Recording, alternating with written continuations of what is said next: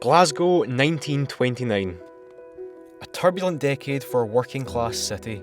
Economic depression, unemployment, slums, workers strike against wage cuts, and inequality booms. 100 years ago, and what's changed? Mary Barber is elected to Glasgow Town Council. She writes that she hopes workers will be greatly daring in their demands, not only for better homes but for a higher standard of living generally. John Maclean, founder of the Scottish Workers' Republican Party, dies in 1923. A few weeks prior to his death, Maclean writes, "Capitalism is smashing itself to death in competition, strife and bloodshed. In its path to destruction, hundreds of millions of helpless people are being crushed by a growing poverty. The clinging to capitalism, the ownership of the world by a small property class, is driving the people of this planet swiftly along the path to perdition." His last electoral programme proposed the following: prevention of evictions, work for the unemployed, an adequate wage, and a roomy and well-equipped house for every family. And in 1929, the Scottish film industry is thriving, fronted by my great-grandfather Jock King, elbow-biting, pillow-fighting, silver-screen silent star extraordinaire. Jock had it all: a loving wife, a devoted girlfriend, a beautiful mistress, 12 children, 3 of them his, spicy chorizo, cherry tomatoes, biscuits ×2, sorry that's my shopping list, and an addiction to changing babies' bums so that one day, when they'd grown up, he could tell them that they'd changed their bums. Jock's fame was immeasurable. His groupies, affectionately known as jockeys, once attacked an old woman after overhearing her say she didn't care for all of Jock's films. What a bitch! She fully deserved it. In the early days of cinema, even the most basic of plots could prove difficult to follow for an audience adjusting to a new storytelling medium. To aid their comprehension, picture houses would hire an in-person narrator to explain the magical events unfolding before their virginal eyes.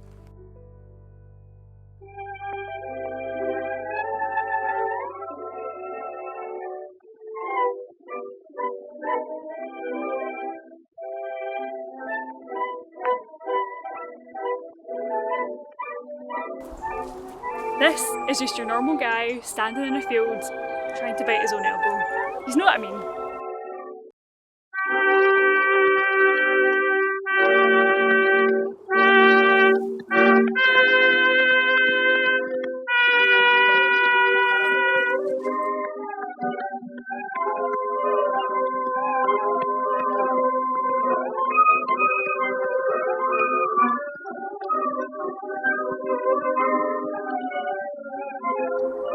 Here, I bet you our Jock's gonna try and bite that elbow again.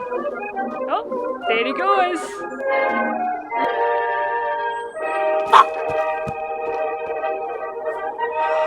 Hard luck, Jock!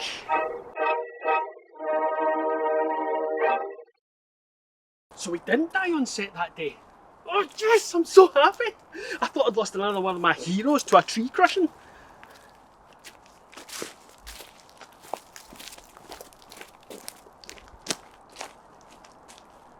No, he died 10 years later, in 1939. He was an alcoholic. He was homeless. People would walk by him and wouldn't recognise him.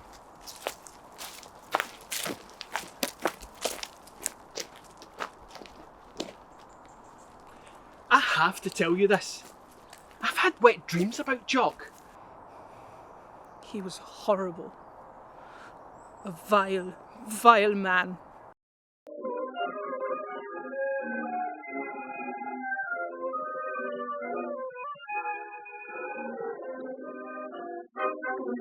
That pillow's really going for it, isn't it? Watch out, hen.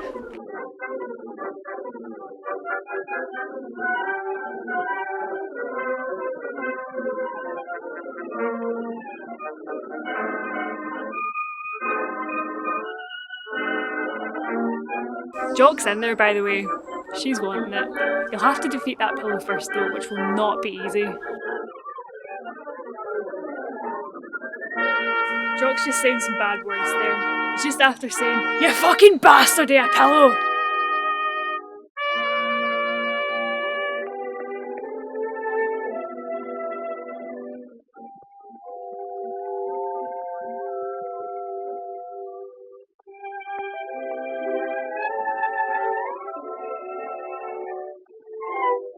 Jock's complimenting the lady's ditties. She's very happy. Fuck.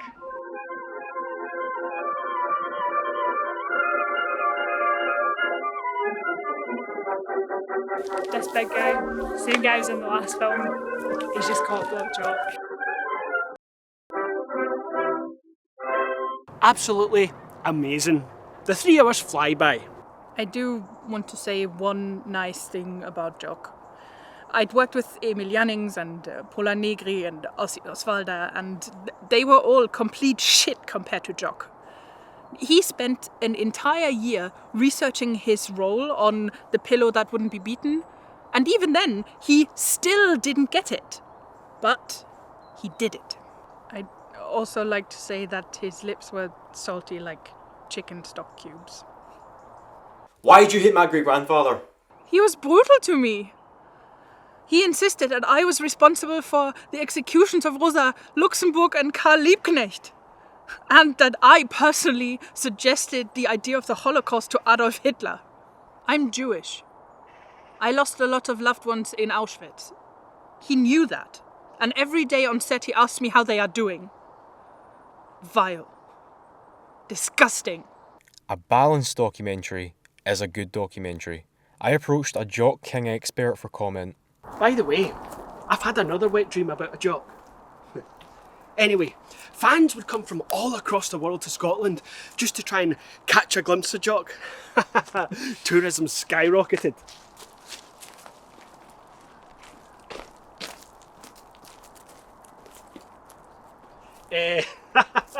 Tourism skyrocketed.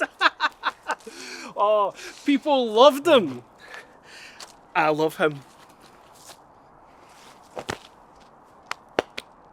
Jock's films caused catastrophic cultural damage in Scotland. Women were always depicted as subservient to men. Here's a typical narrative sold to millions of impressionable minds. A young woman is forced into slave labour by a person of colour. This person is villain number 1. The young woman tries to escape and instead is kidnapped by a Romany person. This is villain number 2. One day, Jock stumbles upon the young woman, kills the Romany, frees the young woman, marries her, and she lives happily ever after, catering to Jock's every need. Let me tell you this, right, as a professional fan/expert, Jock King stands for national identity, stability, prestige, pride, empire. How often does Jock save the barbaric, ignorant, colonised folk just as they're about to sacrifice all their children to God? Jock is civilization. This country would be a shambles without him. And I fucking love him. Ha, Jock. What a guy. What can I say? I really liked him, but he also was a massive fucking prick and a shite actor compared to Lida Borrelli and Francesca Bertini. Now, Amadeo Bordiga. There was a thinker. And Jock's lips were just like chicken stock cubes. He gave me a wooden leg once. I still got it. People easily forget that Jock was a progressive too. I mean, one time he said that homelessness was a shame, but nothing could be done about it. And who could forget that one time where he smiled at that poor blind child?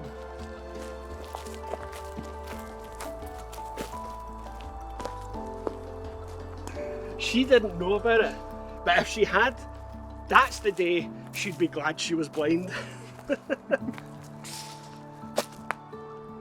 You look just like him. You think so? Yep. I respect that. It's perfect.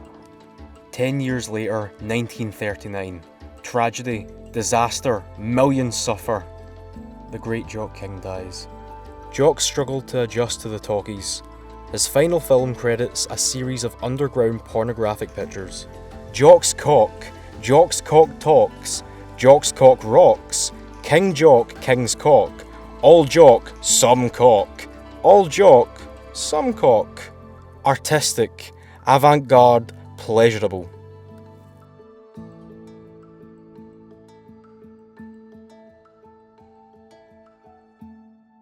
Why do you think Scots are known as jocks?